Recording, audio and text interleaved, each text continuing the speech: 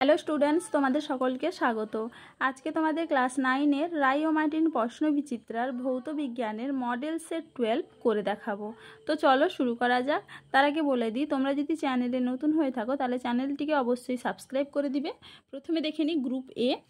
একের দিকে কি আছে, সঠিক উত্তরটি নির্বাচন করে পূর্ণ বাক্যে লেখো। প্রদত্ত কোনটি স্কেলার রাশি? উত্তর হবে কি অপশন সি, কার্য।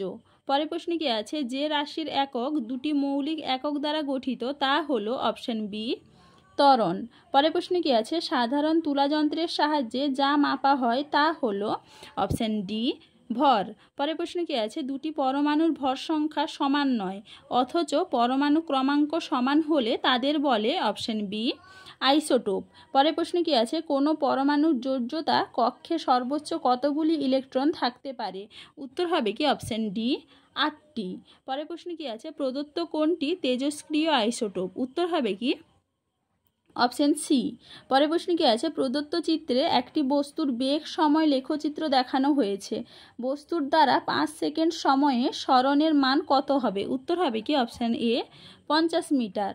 পরের প্রশ্নে কি আছে, ক্রিয়া ও প্রতিক্রিয়া অপশন বি পৃথক বস্তুতে প্রযুক্ত হয়। চলো এবারে গ্রুপ বি দেখে নিই। নিচের প্রশ্নগুলির নির্দেশ অনুযায়ী অতি সংক্ষিপ্ত উত্তর দাও। ত্বরণের মাত্রীয় সংকেত লেখো। উত্তর হবে কি L(T)⁻²। পরের প্রশ্ন কি আছে, একটি স্পর্শবিহীন বলের উদাহরণ দাও। উত্তর হবে কি মহাকর্ষীয় বল। পরের প্রশ্ন কি আছে, শূন্যস্থান পূরণ করো। বল = ভর ইন্টু ত্বরণ। পরের প্রশ্ন কি আছে, একটি মিশ্র গতির উদাহরণ দাও। উত্তর কি হবে আবর্তনরত চাকার গতি।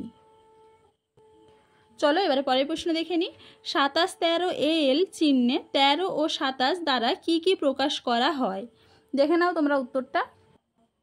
13 দ্বারা অ্যালুমিনিয়াম পরমাণুর পরমাণু ক্রমাঙ্ক ও 27 দ্বারা ভর সংখ্যাকে প্রকাশ করা হয়। দেখে নাও তোমরা আরেকবার উত্তরটা।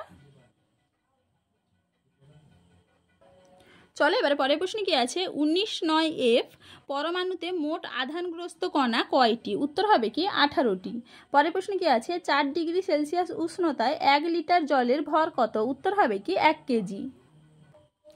চলো এবারে গ্রুপ সি দেখে নিই। নিচের প্রশ্নগুলির সংক্ষিপ্ত উত্তর দাও। লব্ধ একক বলতে কি বোঝায়? একটি উদাহরণ দাও। দেখো উত্তরটা, সমজাতীয় বা ভিন্ন জাতীয় এক বা একাধিক মূল এককের সাহায্যে যে সমস্ত ভৌত রাশির একক গঠন করা হয় সেই এককগুলিকে লব্ধ একক বলে। যেমন ক্ষেত্রফলের একক দুটি দৈর্ঘ্যের একক দ্বারা গঠিত, তাই ক্ষেত্রফলের একক হলো লব্ধ একক। দেখে নাও তোমরা উত্তরটা। চলো এবারে পরের প্রশ্নে কি আছে, রাদারফোর্ডের আলফা কণার পরীক্ষায় আলফা কণার পরিবর্তে বিটা কণা ব্যবহার করা হয় কেন? দেখো উত্তরটা এখানে দেওয়া আছে, তোমরা একটু দেখে নাও। এইখান থেকে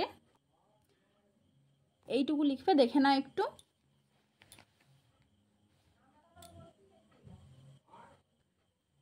পরের প্রশ্নে কি আছে, বলের এসআই এককের সংজ্ঞা দাও।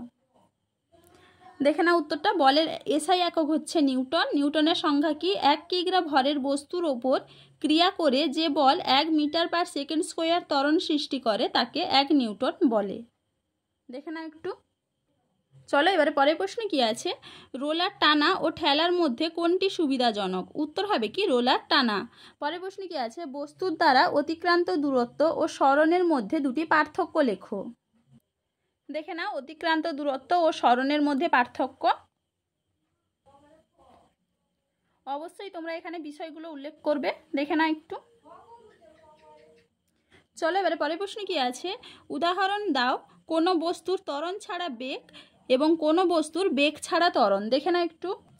দেখে নাও, কোনো বস্তুর ত্বরণ ছাড়া বেগ, সমবেগে গতিশীল কণার বেগ 0 না হলেও বেগের মান বা অভিমুখের কোনো পরিবর্তন না হওয়ার ত্বরণ 0 হয়। অথবা সরল দোল গতিতে দোলনরত কোনো বস্তু কণার সাম্যাবস্থানে বেগের অস্তিত্ব থাকলেও ত্বরণ 0 হয়। আর পরেরটা কি ছিল, কোনো বস্তুর বেগ ছাড়া ত্বরণ। দেখে নাও কোনো বস্তুর বেগ ছাড়ানোর উদাহরণ। খাড়া বা উলম্বভাবে নিক্ষিপ্ত বস্তুর গতির সর্বোচ্চ অবস্থানে বেগ শূন্য হলেও বস্তুটির উপর ত্বরণ ক্রিয়াশীল থাকে, অথবা সরল দোল গতির নির্বাহকারী কণার যে কোনো প্রান্তিক অবস্থানে বেগ শূন্য হলেও ওই বিন্দুতে অবস্থানকালে কণাটির ওপর দোল গতির সাম্যাবস্থান অভিমুখে একটি প্রত্যানয়ক ত্বরণ ক্রিয়া করে। তাহলে দেখে নাও তোমরা একটু উত্তরটা। 3 আর 4 নম্বর উত্তরটা লিখবে এখানে। চলো এবারে পরের প্রশ্নে কি আছে, ক্রিকেট বল ধরার সময় খেলোয়াড় হাতকে পিছন দিকে টেনে নেয় কেন? দেখে নাও তোমরা উত্তরটা। এইখান থেকে এইটুকু লিখবে, দেখে নাও একটু। চলো এবারে পরের প্রশ্নে কি আছে, কম্বলের ধুলো ঝাড়ার জন্য কম্বলটিকে ঝুলিয়ে লাঠি দিয়ে বারবার আঘাত করা হয় কেন? উত্তরটা দেখে নাও। এইখান থেকে এইটুকু হবে। এখানে কার্পেট আছে, কার্পেটের জায়গায় তোমরা কম্বল কথাটি ব্যবহার করবে।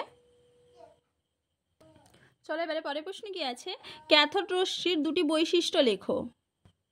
দেখে নাও উত্তরটা। এইখান থেকে এইটুকু লিখবে, দেখে নাও একটু। এটা তোমাদের রায়মার্টিন সহায়িকায় 181 নম্বর পেজে 2 দাগের ডবল আইয়ের উত্তরটা দেখবে, সেখান থেকে তোমরা পেয়ে যাবে। দেখে নাও একটু, এখান থেকে এইটুকু। চলো এবারে পরের প্রশ্ন কি আছে, 14(7)N এর পরমাণুর গঠন চিত্রটি অঙ্কন করো।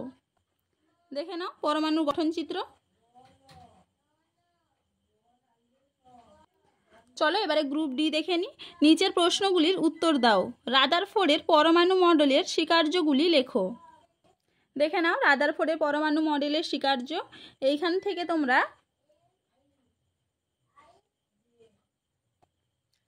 এইটুকু লিখবে। দেখে নাও একটু উত্তরটা আরেকবার।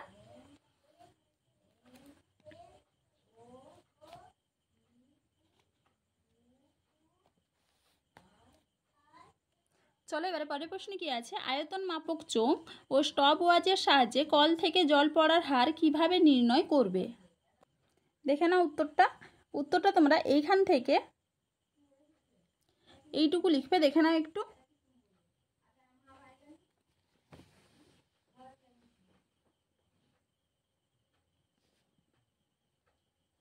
চলো এবারে পরের প্রশ্ন কি আছে, একটি কণা পূর্ব দিকে 8 মিটার গিয়ে উত্তর দিকে 6 মিটার যায় 4 সেকেন্ড সময়ে। কণাটির দ্বারা অতিক্রান্ত দূরত্ব, কণাটির সরণ ও বেগ নির্ণয় করো। এটা তোমরা তোমাদের টেক্সট বইতে একটু দেখে নিবে। পরের প্রশ্ন কি আছে, বীজগাণিতিক পদ্ধতিতে s=ut + 1/2at² সমীকরণটি প্রতিষ্ঠা করো। দেখে না উত্তরটা। এখান থেকে এইটুকু করবে। দেখে না একটু। তো চলো আজকে এইটুকুই, দেখা হচ্ছে পরের ভিডিওতে। ভিডিওটি ভালো লাগলে লাইক অ্যান্ড সাবস্ক্রাইব করে দিবে।